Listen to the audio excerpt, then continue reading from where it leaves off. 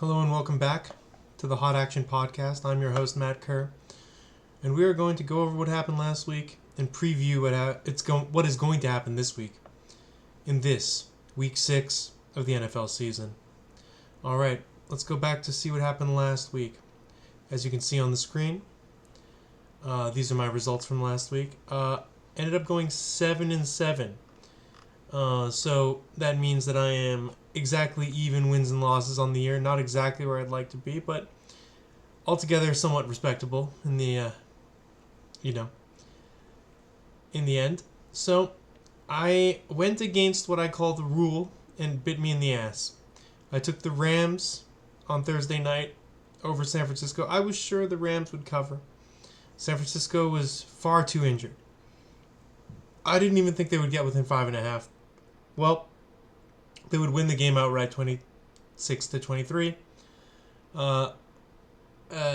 Daring performance by the San Francisco 49ers.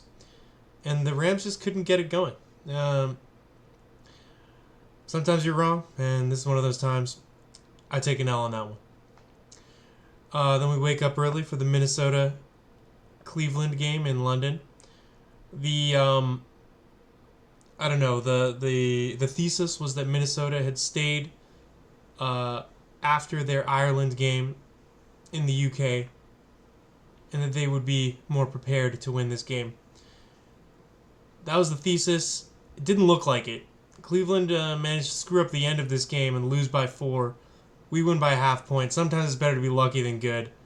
Minnesota sneaks one out. We take a dub. Next, we've got Dallas at the Jets. We took Dallas minus 2.5. They cover 37-22 quite easily. Then we got Denver at Philadelphia. I took Philadelphia minus 3 and thought that they had covered, but in the fourth quarter, Denver comes back and wins the game. Disappointing gut punch loss there. Now, I continue to doubt Houston, and this was one of the same. Baltimore gives up 44 points and only scores 10 against Houston. Probably Houston's best offensive showing. Unfortunate. I've been on the wrong side of Houston, I think, like every time this year. It's getting to be quite ridiculous. So maybe we can fix that going forward. Then New York Giants at New Orleans. I said, don't overreact to the Giants winning one game with their new quarterback. New Orleans are favorites at home for a reason. We took New Orleans, and they made things happen. They win 14-26. We got Las Vegas at Indianapolis. I said Vegas are poop. Indy is elite. The final score is 6-40. Not too much to say about that other than Indy really knows how to put a whooping on these bad teams. And can hang in there with the good ones as well. So I think Indy's a, strong candidate. They are equal in record to all of the teams leading the NFL right now. 4-1. That's the best record anyone's got. So Indy's one of the elite teams.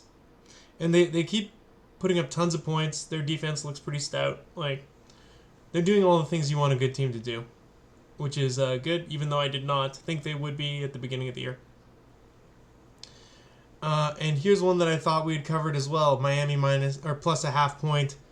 They were leading for most of the game. Carolina comes back in the end and wins. Disappointing. L for your boy. Then we got Tampa Bay versus the Seattle Seahawks. This one is tough. We took the Seahawks minus 3.5. And this game was all over the place. It ends at 38-35, and the Seahawks lose on a unfortunate interception. Should have taken Tampa. You're getting points. Don't know why. I have trouble betting the Seahawks. I always do. But, I feel pretty good about the Seahawks going forward. We'll see what happens with the rest of the season. And here's one that was absolutely brutal. Tennessee at Arizona. I was mostly betting against Tennessee. And in the fourth quarter, it looked like Arizona was about to take a 21-point lead. And then everything fell apart. It was Amari DeMarcado drops the ball before the goal line, and then Arizona just implodes. They would lose the game by 1 point. There was a interception fumbled into the end zone for a touchdown. It was truly incredible stuff by the Cardinals. That one was one that probably killed a bunch of Survivor Pool entrants, and they might have killed them in real life too, because that was absolutely brutal. Then we took the Chargers against Washington. Chargers minus 2.5. Chargers would only score 10 points to Washington's 27. That was an L. And then we took Detroit minus 9.5 over Cincinnati. That worked out. Detroit won 37-24. Cincinnati's defense is very bad. And then we went with the rule on Sunday Night Football. We took New England plus 7.5 points. They would defeat Buffalo 23-20, win the game outright. No need for extra points. Should have been listening to the rule. I don't know why I went off of it. I will not be making that mistake again this week. Kansas City at Jacksonville. We took Jacksonville plus 3.5. They would win the game 31-28 on one of the strangest final plays I've seen in a while, where Trevor Lawrence receives the snap, goes for a little run, falls down, stands up, realizes that there is opportunity, and just runs into the end zone. It was great. Absolute nonsense ball. All right, moving on. We got week 6, starting out with a rule game. We got the Philadelphia visiting the New York Giants. Giants are getting 7.5 points at home. We're taking the Giants. I like Philadelphia to probably win this game. You never know with these Thursday games. Philadelphia has been struggling. Either it's a get-right game where they absolutely hammer the Giants, or the Giants keep it close within 7.5 points at home. Both these teams kind of play slow football. I tend to think that the Giants will cover this game, whether or not the rule is in play or not. Whether or not the rule is making the decision for me, I would be taking the Giants here. That's a lot of points. All right, then we got Denver at the Jets. The Jets are getting 7.5 points. And, I'll be taking the 7.5 points again. I don't see why not. I don't think Denver is score happy enough to blow out this Jets team. Then we got Arizona at Indy. Indy's giving up 6.5 points. I think this is the best team Indy's played all year. The best team Arizona's played all year. We're taking Indy. Arizona might be inspired to keep it closer than they did against the Titans, but I've been wanting to bet against Arizona a lot this year. I think they're frauds, even at 2-3. That's a fraudulent 2-3. They should be 1-4, or no wins maybe. But they have played very bad teams and managed to lose to some of them. So we will keep moving forward. Then we got the Rams at Baltimore. Baltimore's getting 7.5 points at home. I'm taking the Rams. Baltimore's playing atrociously. I don't believe Lamar Jackson is playing. And until he is, I cannot trust this Baltimore team to do anything but get blown out. So it makes me sad to say it. I've always loved the Ravens and Lamar, and it makes me sad to see this, but that's what we're doing. Then we got Cleveland at Pittsburgh. Pittsburgh is laying 5.5 at home. If this game were at Cleveland, I'd take Cleveland, but I'm taking Pittsburgh here. Pittsburgh minus 5.5.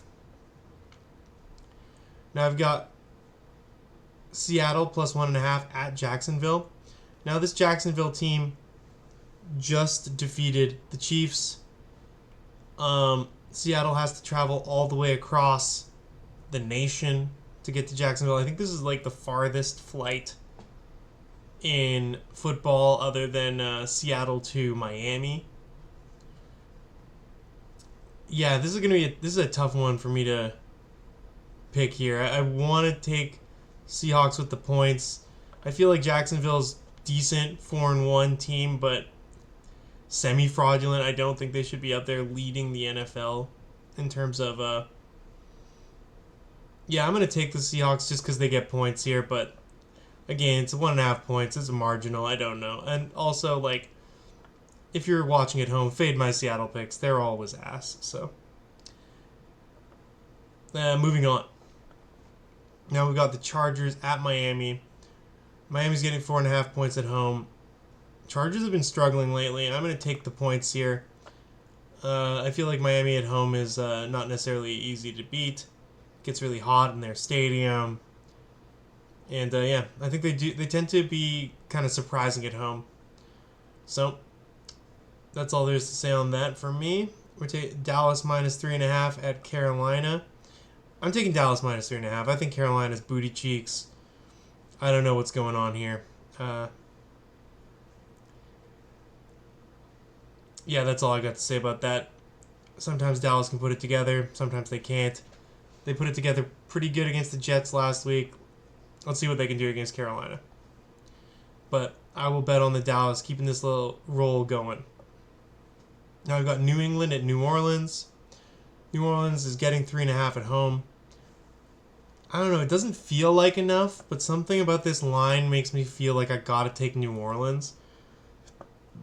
I think that playing in the dome is tough.